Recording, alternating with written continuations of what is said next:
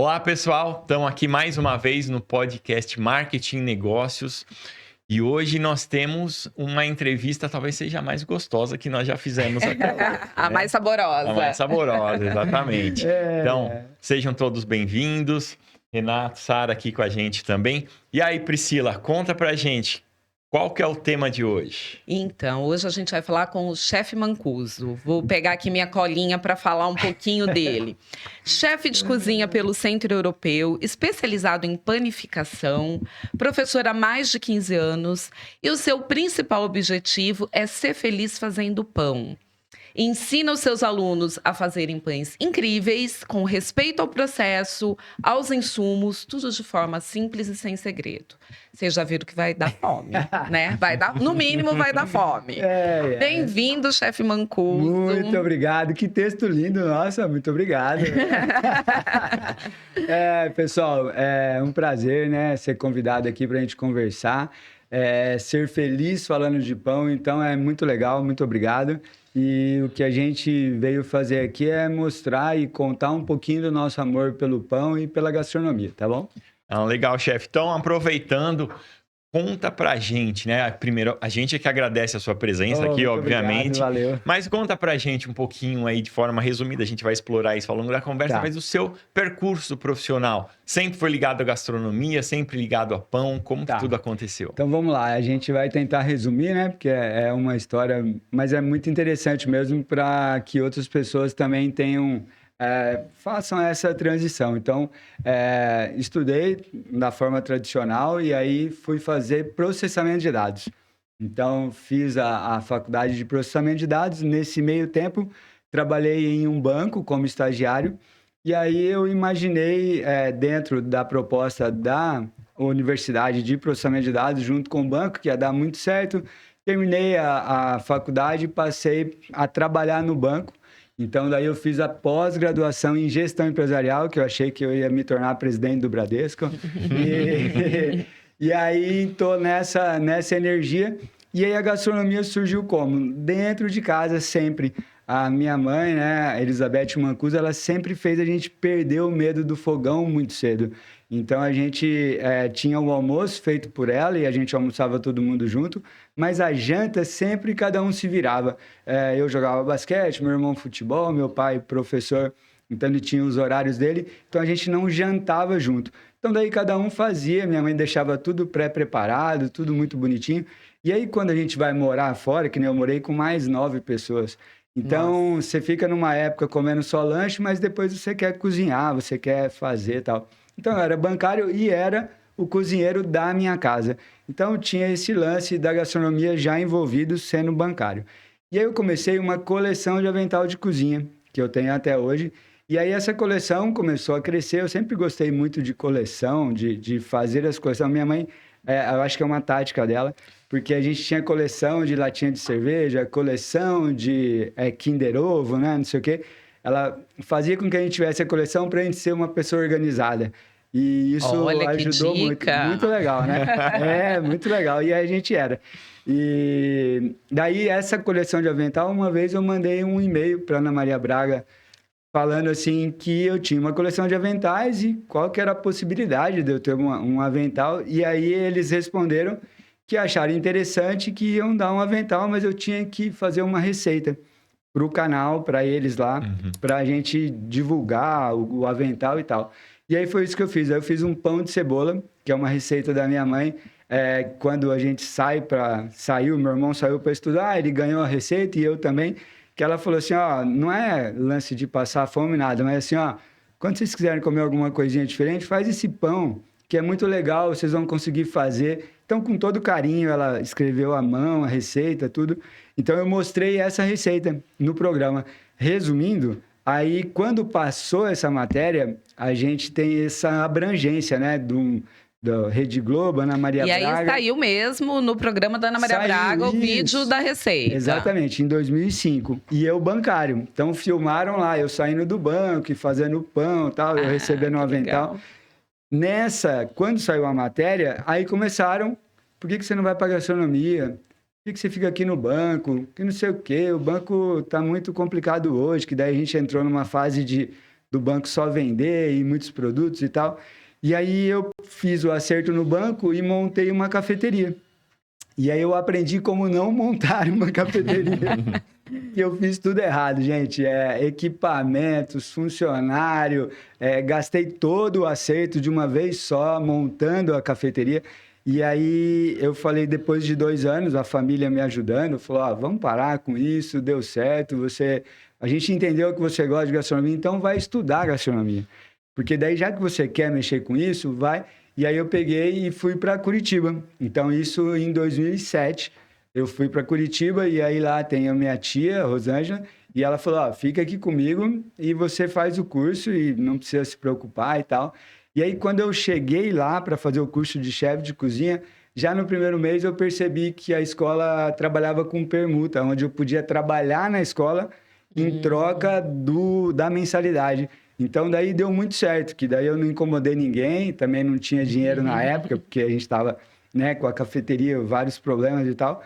E aí, essa é a história de eu sair de processamento de dados para me tornar chefe de cozinha. E aí tem toda a história para frente até a gente virar um padeiro.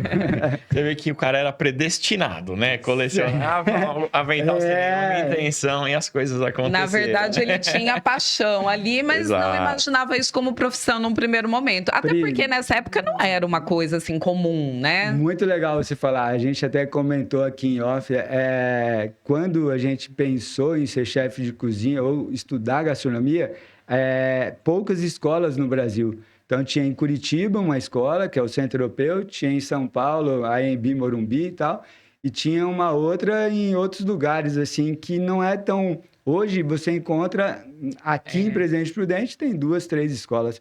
Então, estourou mesmo, né? Mas na época não tinha. E é bem interessante isso mesmo, que a gente, quando trabalhava com a gastronomia, a gente se sentia... tinha que esconder o uniforme, a gente brincou aqui. Esconder o uniforme, que senão a pessoa falava, coitado, virou cozinheiro, coitado, tá na cozinha, não deu nada na vida. E não, a gente tinha o amor pela gastronomia e a gente acreditou. E hoje a gente colhe os frutos dessa proposta que a gente teve lá em 2007. Mas o que é legal também, pegando o gancho no que você falou, é que você se jogou, por mais que você soubesse preparar alguns alimentos e tudo mais, você se jogou para a cafeteria sem uma, talvez, capacidade de gestão, né? Então, isso deve acontecer muito, né? A gente vê Fábio, todos os dias abrindo um monte de coisa. Perfeito, cara. Esse gancho é muito interessante porque hoje a gente vive disso também. Uhum. Então, um aluno chega para mim hoje e fala assim, chefe, eu quero montar uma cafeteria, você pode me ajudar, tal? Aí eu tenho o trauma da minha cafeteria, só que eu não posso acabar com o sonho da pessoa, porque não é porque deu errado para mim que vai dar errado para ela. O que acontece? Aí a gente instrui a pessoa a pensar do jeito que eu não pensei. Então, assim, você gosta de cozinhar, né? Legal, tal, tranquilo. Quem que vai administrar? Não, sou eu mesmo. Qual que é o endereço? É numa galeria. Tá, mas essa galeria é movimentada? Não, professor, entra bastante gente. Não, bastante gente quanto? Não sei. Entendi. Então, aí a gente começa a fazer algumas perguntas jogando pro pessimismo mesmo, porque a maioria, Fábio, que abre algum negócio, não só de gastronomia, conta muito com otimismo. E eu posso falar isso, que foi isso que aconteceu comigo. Várias pessoas que falaram para mim dentro do banco, monta a cafeteria, não foram tomar café. Um café, simples. Eles não, eu abri, fechei e eles não souberam. Não apareceram, né? Numa cidade pequena, que era Ourinhos. Então, assim, esse otimismo, a gente tem que tomar cuidado. Então, hoje a gente vive que eu falo, faço essa consultoria, converso com o aluno, trazendo ele para essa realidade. Não no estilo do Sebrae, que é coisa mais séria, né? Que aí vale a pena mesmo fazer o curso, entender tudo, mas é do curso da história de ser feliz. Assim, será mesmo que você quer ser empreendedor?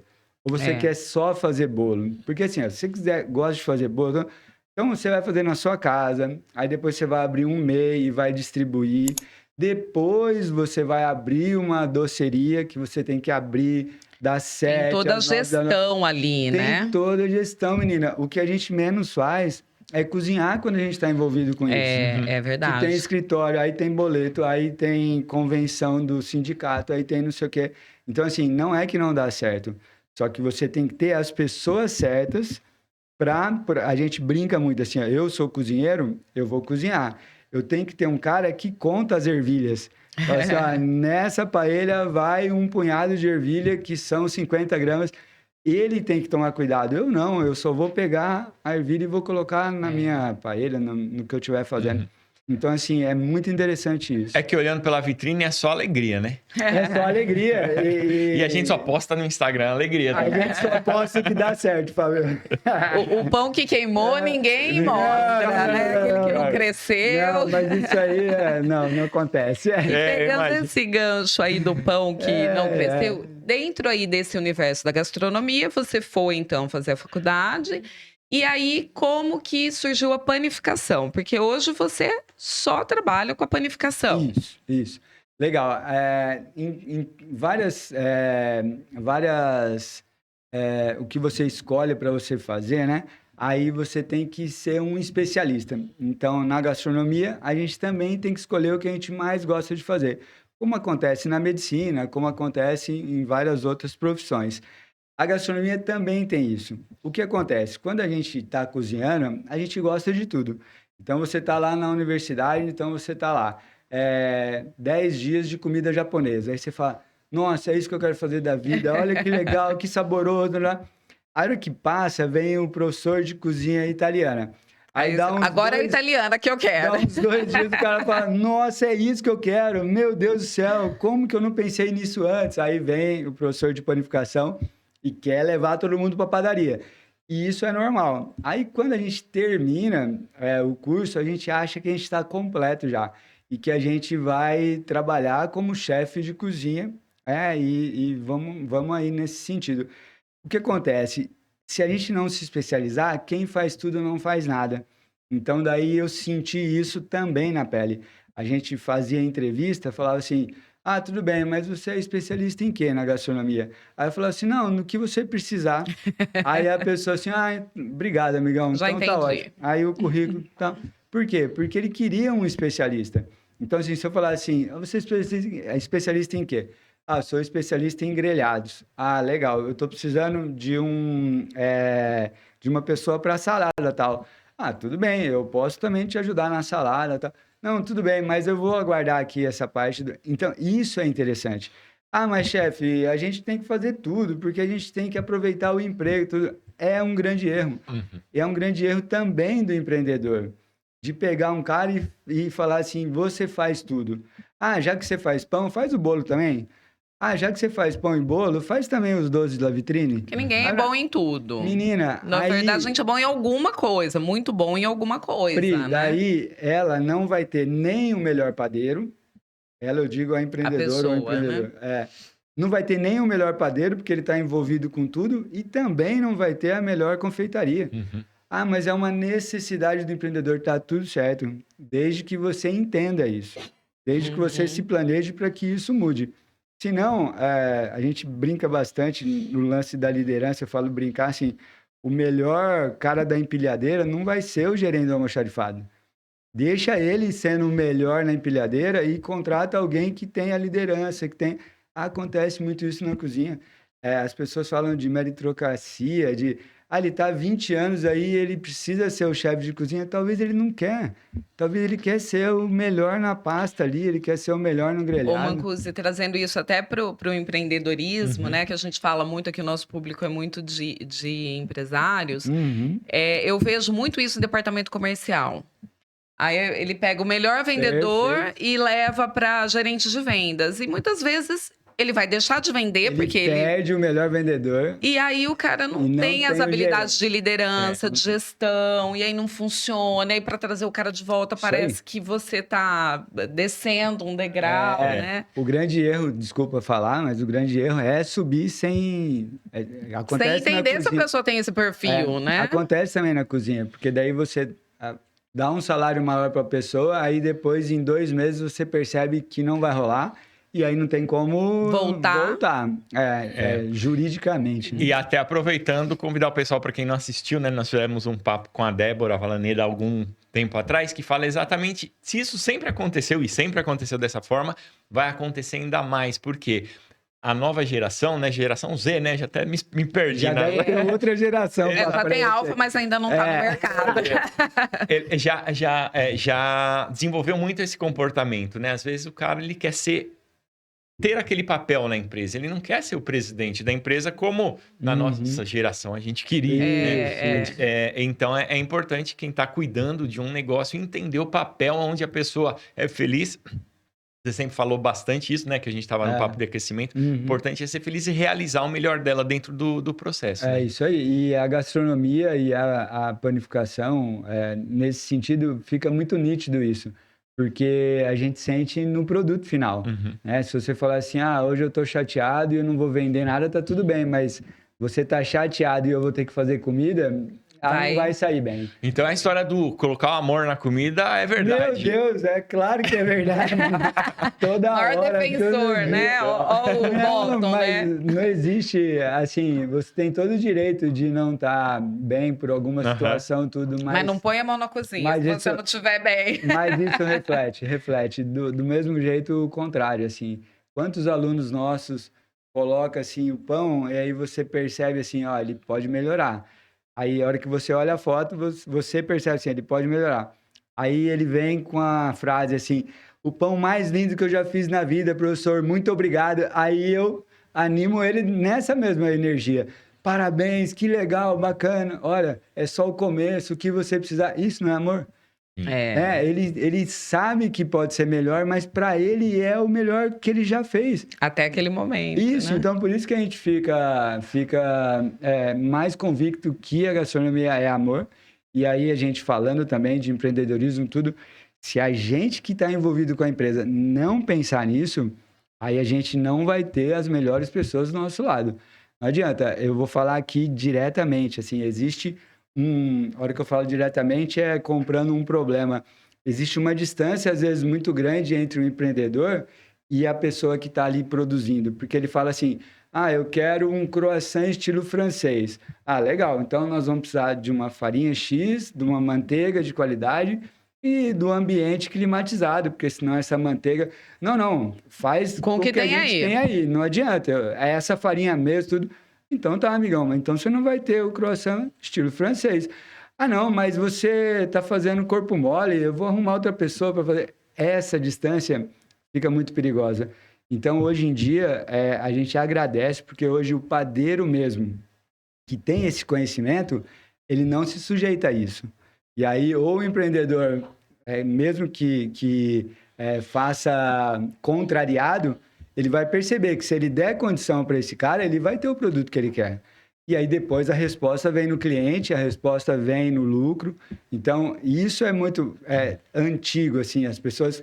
Não, mas você tem que fazer o pão assim, tá todo mundo fazendo. Tá, mas o forno não tá legal. Não, eu não vou arrumar também, eu não tenho dinheiro.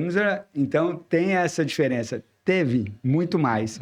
Hoje ainda tem, e a gente se assusta quando a gente vai em alguma padaria e na frente é tudo lindo e atrás é tudo... Mas é normal, é cada um no seu cada um. Só que eu fico muito feliz hoje que a gente, nós, padeiros, a gente funcionário, a gente tem mais voz hoje. A gente fala assim, não, então se você não quer, não tem problema. Não, eu quero sim, como é que é? Não, vamos procurar com essa melhor matéria-prima, tudo. Não, então tá bom, eu vou te dar essa melhor matéria-prima. E aí todo mundo ganha. Tá? Voltando só ao que a gente estava falando da escolha pela panificação, legal. A gente conversou um pouquinho antes. Verdade, você falou que você enxergou uma oportunidade de mercado. Isso aí. Então, assim, a panificação surgiu, quem faz tudo não faz nada. E aí, quando eu terminei, o diretor da escola, o Rogério Gobi, ele falou, cara, agora você precisa ter hora de voo, você precisa andar pelas cozinhas para saber o que você mais gosta. Então, eu sei que você pensa que está preparado, mas você ainda não está. Você só terminou o curso de chefe, vai se tornar um chefe de cozinha, mas não agora. Então, daí, vai atrás e depois a gente conversa melhor e tal. E aí foi isso que eu fiz. Aí comecei a trabalhar em vários ramos da gastronomia e num desses ramos da gastronomia eu comecei a dar aula numa empresa que vende equipamentos de cozinha e panificação. Então, eu trabalhava com a venda que eu falo, treinamento, demonstração de produtos para gastronomia. E aí, numa convenção da fábrica, eu percebi que tinha muito mais chefe de cozinha e tinha pouco padeiro. Aí eu falei assim, eu não posso ajudar ali na panificação, porque o cara tá sozinho e tal. Claro, por favor. E aí naquele dia, eu falo meio que romantismo, né? E naquele momento eu descobri. Aí naquele momento eu falei, caramba, ó, pra que eu vou ficar brigando lá com mais 10 pessoas, sendo que aqui eu tenho um mercado para entrar, ó, para trabalhar. Aí eu lembrei da especialização, né, que eu teria que ter em alguma coisa. Eu já gostava de fazer pão, a história do pão de cebola lá atrás, aí veio tudo isso na mente, assim. Aí eu falei, cara, eu vou para panificação. E foi um teste. Aí eu falei assim, ó, vou trabalhar com vocês, eu posso? Claro, tal. Daí eu me cadastrei na empresa para ser o chefe da padaria. Ah, então tá bom. E isso me ajudou muito também, porque quando a gente chega na padaria, não é só pão. Aí os molhos clássicos que a gente sabia como chefe de cozinha, a gente ensinou para a padaria. As massas, toda aquela história da gastronomia, a experiência da gastronomia, hoje a gente usa dentro da padaria, não só no pão, mas tudo que abrange o pão, um melhor frango, um melhor molho, um melhor creme, tudo isso a gente ajuda sendo um chefe de cozinha e depois sendo padeiro, né? Do que tendo a formação de padeiro direto.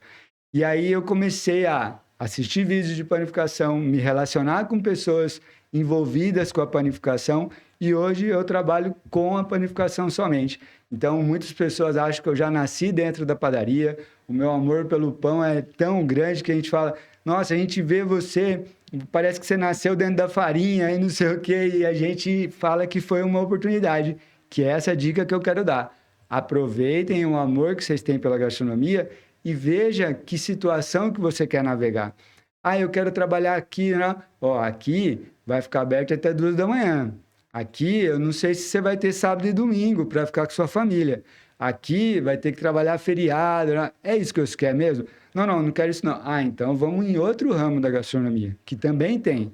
Então, isso é muito legal. Senão E não pessoas... só para gastronomia, na verdade, que para qualquer negócio, assim, enxergar, né, o que a gente chama de oceano azul, porque na verdade, as pessoas vão meio que no efeito manada, né? Tá todo mundo indo para esse lado, vamos também. E tem um lado que não tem ninguém olhando, que pode ser uma mega oportunidade É isso aí. e que ninguém tá enxergando. Exatamente. Né? Então, abrir o olhar, né? Hoje a gente tem várias pessoas na internet lá, e a internet, a gente vai comentar sobre isso também.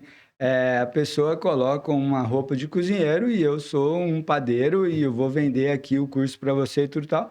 E aí ele se propõe a isso.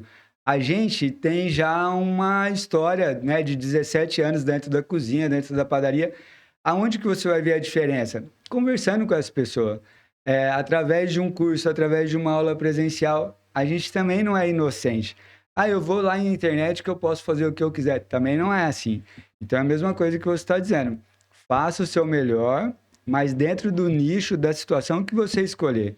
Porque senão não adianta eu falar assim, eu quero ser padeiro, mas eu quero ser padeiro só das coisas boas. Também não dá, né? Também não dá. Esse oceano azul também não. Tem onda também, aí tem, né, coisas que a gente não... E a gente vê muito, né, assim, eu vou falar daqui de Prudente, mas acho que de toda a região.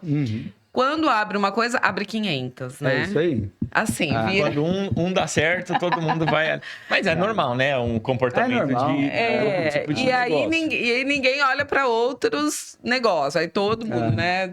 Por um isso aí. mesmo ramo, né? Então, olhar para nichos, né? Aproveitando também sobre empreendedorismo, que eu gosto muito, né? Que é o convite também foi nesse sentido.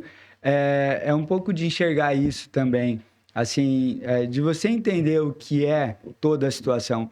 Porque é legal a gente ter o amor pelo que a gente faz tudo, mas também tem as outras coisinhas que a gente tem que olhar. Então, né, por exemplo, eu gosto disso. Legal você gostar, mas também tem isso, com isso, com isso, com isso. Será que é isso mesmo que você quer? Ah, não, isso aí tranquilo, porque eu tenho quem faz isso para mim, ótimo. Aí é o mundo ideal. Eu vou falar da minha parte, eu só faço pão. Então, o controle administrativo da sua empresa, tal, da internet, tudo tal, é uma moça que faz, né, a Josi. Mas e o controle dos alunos, não sei o que, através dos e-mails? Aí tem uma pessoa que faz. Nossa, professor, mas daí então você divide o seu... É isso A mesmo. empresa é isso, né? A gente divide e todo mundo está comendo uma coisa boa e todo mundo está feliz. Se eu quisesse abraçar tudo, eu não estaria aqui conversando com vocês nessa tranquilidade. E falando de empreendedorismo, né? Eu acho que o mercado da gastronomia, ele é a porta de entrada para muitos empreendedores, né? Muita gente que às vezes pensa em empreender, começa fazendo, de repente, alguma coisa em casa, seja uma sobremesa, ou seja, enfim, um prato diferente, e vai evoluindo.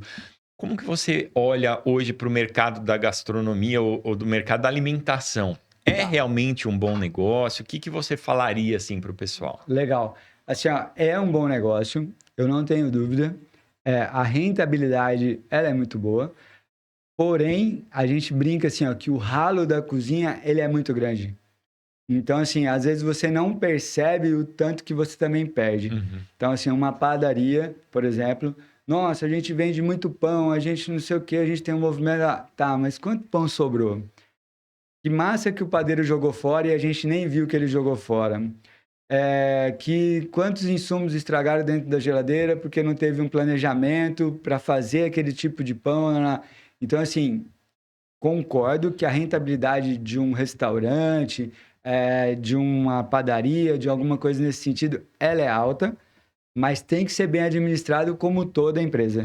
E principalmente a comida, por quê? Porque tem o lance da vigilância sanitária, tem o lance... Ser perecível, né? De ser perecível, tem o lance do sabor.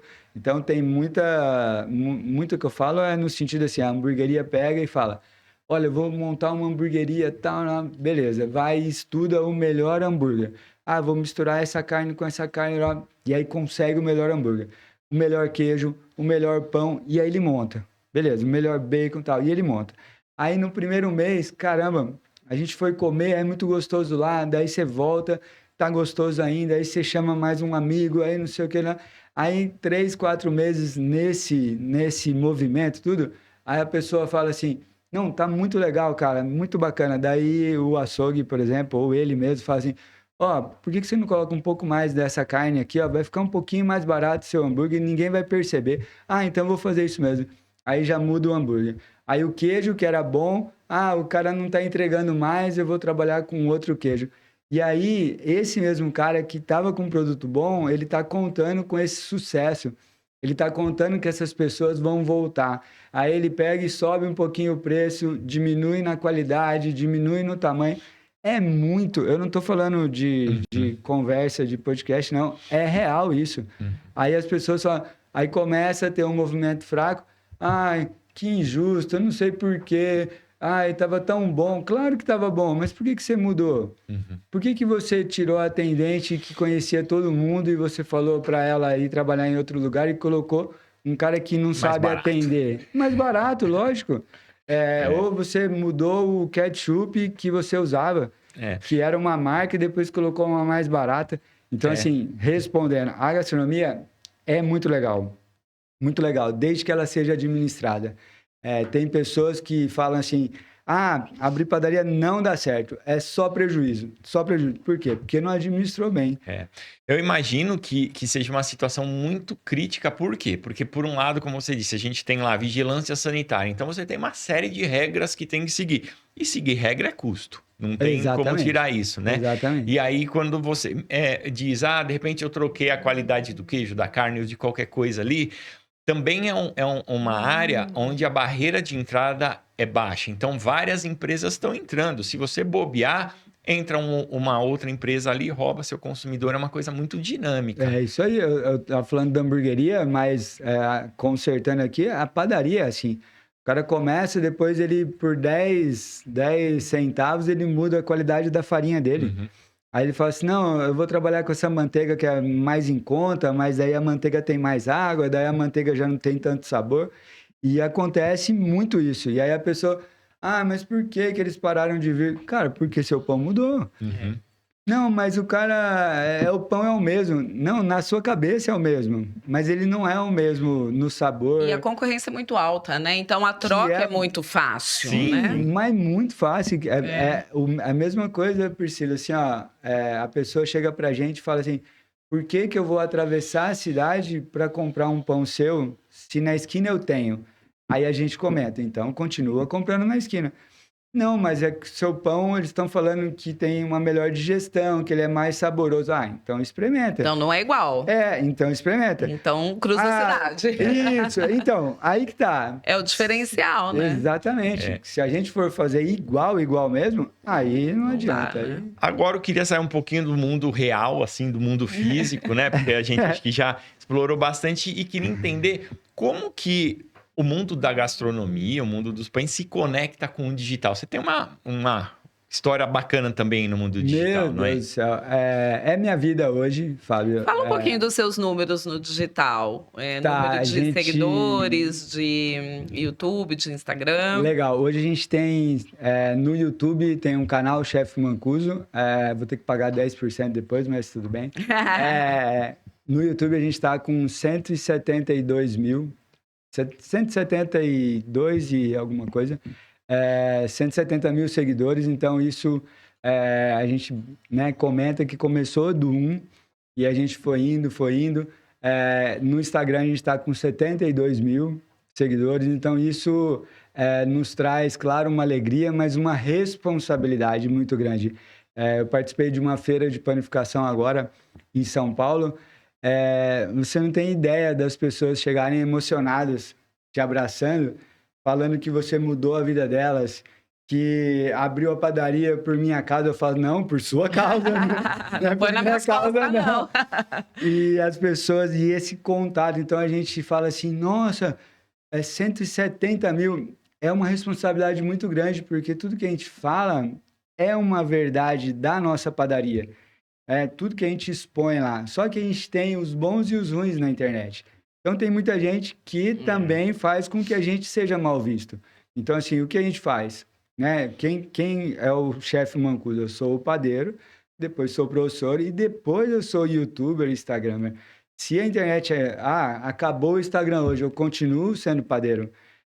Diferente de outras pessoas que às vezes estão lá aproveitando esse segmento e tal. Então, os números são esses, assim, nesse sentido. E você ensina a fazer pães? Isso, 80%, vamos dizer assim, da minha renda mensal é da parte online.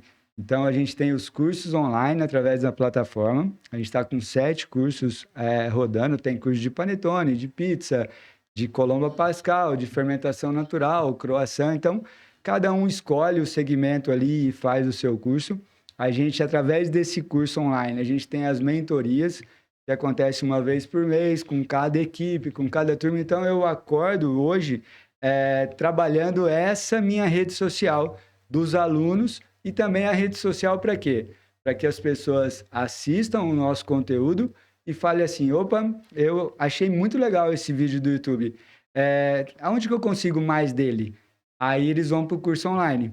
Que daí tem aluno, Priscila, que, por exemplo, o Lúcio, um amigo meu lá de Curitiba, que daí a gente se tornou amigo, ele comprou um curso de panetone. E aí a gente tem um acompanhamento dos alunos. E ele não fez o curso. Aí a plataforma fala assim, esse aluno não se movimentou. Está acontecendo algum problema, entre em contato com ele para ver o que é e tal. E aí a gente faz esse controle com o aluno. E a gente ligou, oi, Lúcio, tudo bem? Você comprou o curso de panetone e tal. E aí você ainda não assistiu? Daí ele assim, não, eu não vou assistir não. Aí nós falamos, mas por quê? Ele falou assim, não, eu comprei o curso só para fazer parte da sua comunidade. Eu não vou fazer panetone. Eu só queria dar um jeito de ficar perto de vocês. Olha que tudo. Não é legal? E por que ele quer participar da comunidade? Porque é uma delícia, porque a gente ama fazer pão, a gente ama falar de pão. Porque é muito bom. O nosso segmento, Fábio, a hora que eu falo segmento, a gente está falando aqui de empreendedorismo, tudo, existe um nicho que a gente escolhe e um nicho que a gente é escolhido. Então, por exemplo, quando a gente começou com esse lance da internet, tudo, como vários outros profissionais, foi sem planejamento. Eu coloquei um vídeo no YouTube de croissant, que é um dos produtos mais difíceis de fazer, para a Escola Centro-Europeu lá em Curitiba. Eu falei assim, vou colocar no YouTube que daí os alunos assistem, porque eu não tenho como mandar por e-mail e tal. Então vamos fazer isso. E aí não tinha... Nossa, sem nenhum propósito fazer daquilo um negócio. Em uma semana tinha 5 mil seguidores já.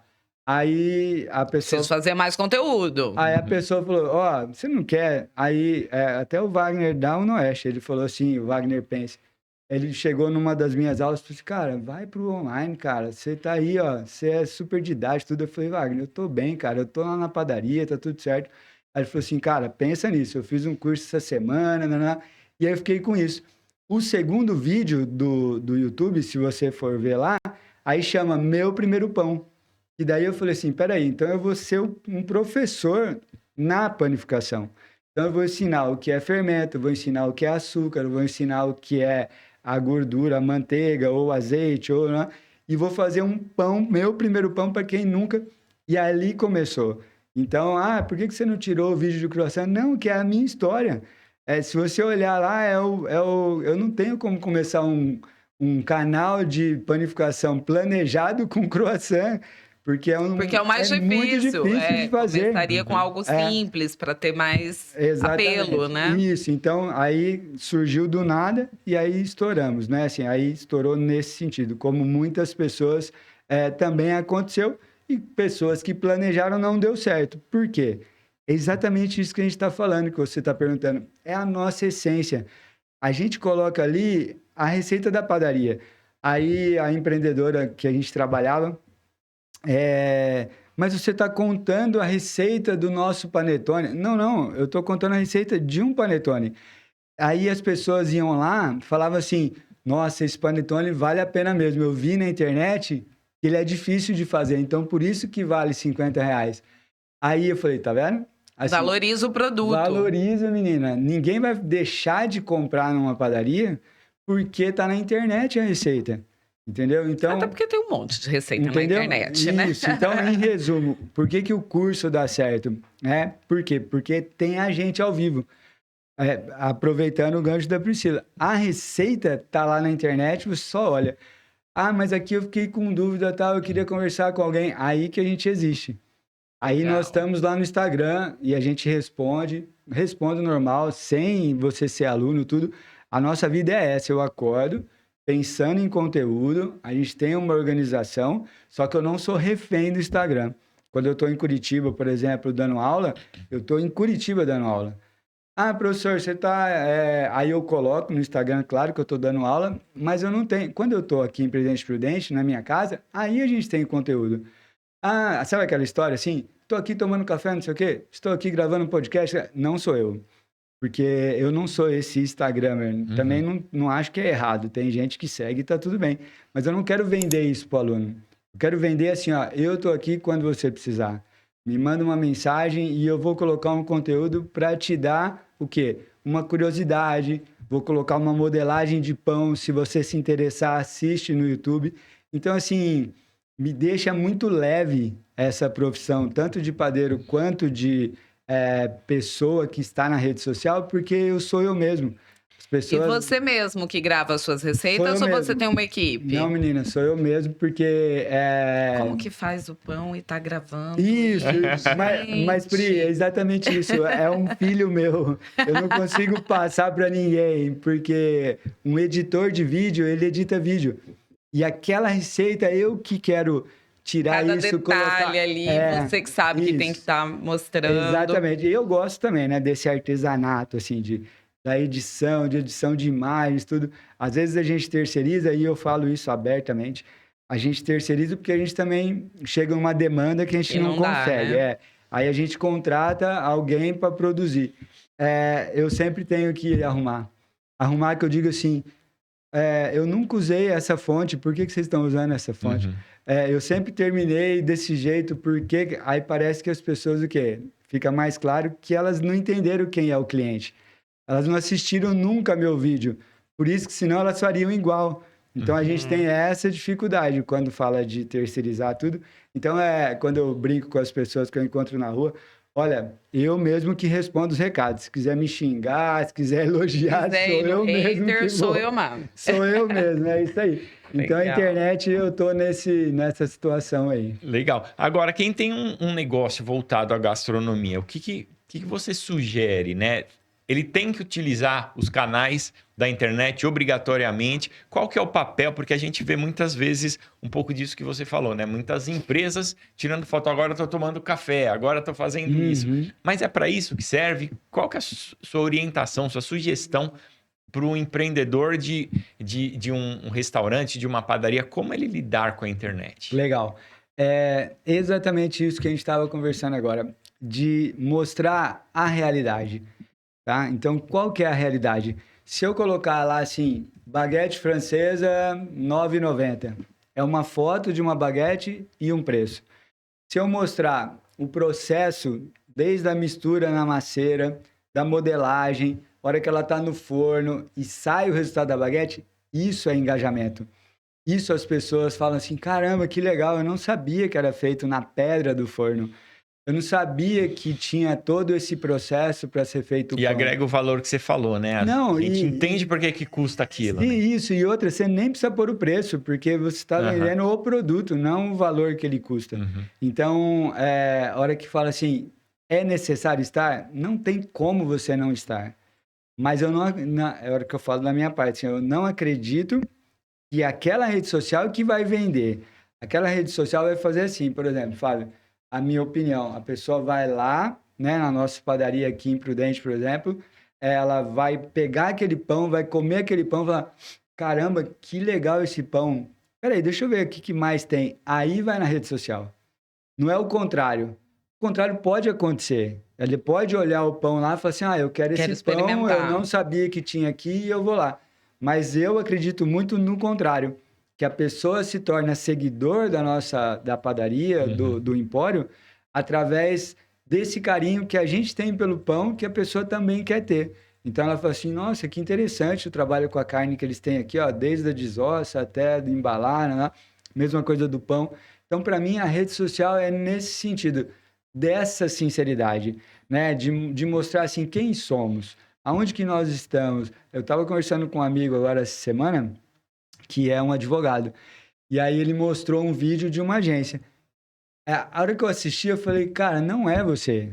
Assim, chefe, eu também falei que não era eu. Eu falei assim, você tá sisudo, você tá mostrando uma imagem que, se eu olhar, você tem que ser mais alegre, porque você é alegre. Chefe, você me ajuda? Aí a gente gravou, Fábio, um vídeo assim. Ele mandou para a agência e falou assim, é isso que eu quero. Aí a agência falou, mas isso tá fora dos padrões. Meu amigo, é isso que eu quero, a minha verdade. Eu quero ser encontrado no supermercado e a pessoa falar assim, é o doutor não sei das quantas. É isso. E a internet, ela tem... O público da internet tem buscado cada vez mais o real. Sim, exatamente isso. Aquilo que é, não aquela coisa toda montadinha, não, é o que é assim, porque a nossa vida é assim. É isso aí, né? E aí, completando essa resposta, assim, eu tenho uma hamburgueria, eu preciso estar no Instagram? Sim, você precisa estar no Instagram. Mas para vender o meu lanche? Não estou falando que você vai vender, mas é uma rede social. A pessoa que visita, ela quer fazer parte da sua hamburgueria de alguma forma. Ela gosta, ela vai te indicar, ela vai... Então, essa rede social... Agora o cara vai... Não, entra lá para você ver. Quantos lugares ou quantas pessoas a pessoa falou? Não, entra lá para você... Vou falar da minha parte. Como que eu fui contratado para dar uma aula em Portugal? Olha só, Portugal. Através do quê? Da rede social. Sim. Então, um amigo falou assim, uma rede, um hotel 5 estrelas lá, falou assim, esse cara aqui, que é legal trazer para as pessoas aprenderem a fazer pão aqui dentro do nosso hotel. Mas quem é ele? Bruno, pesquisar... Olha o Instagram. Entendeu? Se eu não tivesse... mas você vive disso. Não, é exatamente por isso. Um chefe de cozinha hoje que não tem um Instagram mostrando a vida dele, a vivência dele, como que ele vai querer se vender? Isso para todas as áreas, né? Através de um currículo impresso. Não dá, né? E em quais redes sociais? Então, eu tenho o YouTube e o Instagram. Então, assim, o TikTok é engraçado porque a gente... Não vou falar que a gente tem todo, mas voltando a falar de nicho. Como a gente tem um segmento acima de 45 anos, mulheres, não sei o quê, dona de casa e tal... isso quem dá para a gente é o Google, essas pesquisas, né, que traz esse... não é o tipo de cliente nosso. Então, a gente colocava o mesmo vídeo, o mesmo. Dava 1 milhão de seguidores, 1 milhão de visualizações aqui no Instagram e aqui dava 30, 40. Então, assim, não adianta ficar... Ah, mas tem gente de pão no TikTok. Tá ótimo, mas é o estilo dele. Outra linguagem. E outro perfil, outro público, né? Exatamente, por outra linguagem. Porque, Fábio, falando da rede social, então é o YouTube e o Instagram. Porém, a nossa linguagem, o jeito que a gente fala é absorvido por alguns e por outros não. Então, eu tinha essa dificuldade quando eu comecei, assim, aí eu falava assim, Josi, mas eu coloquei um vídeo de uma modelagem e deu 50 mil visualizações. E eu coloquei um vídeo eu falando sobre o fermento tal, que é a minha essência de professor, e deu 3 mil visualizações. Josi, eu não vou mais falar, então. Eu vou deixar só os vídeos e tal. Daí ela falou assim, Carlos, chama de Carlos. Desses 3 mil que viram, vai gerar 2 pessoas aí vendo você falar que vai comprar seu curso. Então, não vê quantidade de pessoas que visualizaram. Vê o conteúdo. E se 3 mil assistiram você, é porque ele quer entender sobre o fermento. Então, isso é uma resposta muito legal. Porque aí a gente tem que mesclar também. Colocar uma parte modelagem, uma parte eu falando, uma parte a vivência do que está acontecendo comigo. E isso a gente só conseguiu fazendo o quê? Acontecendo. Como vocês, né, com certeza falam, não tem receita para bolo na internet, assim. Não, pega essa empresa e faz assim que vai dar certo. Não, a gente tem que colocar, a gente tem que sentir, a gente tem que chacoalhar para tudo encaixar. Então, aconteceu comigo isso aí. Então, a hora que a gente fala de linguagem, aí eu tenho uma linguagem hoje, claro, quanto mais você faz, melhor você vai ficando.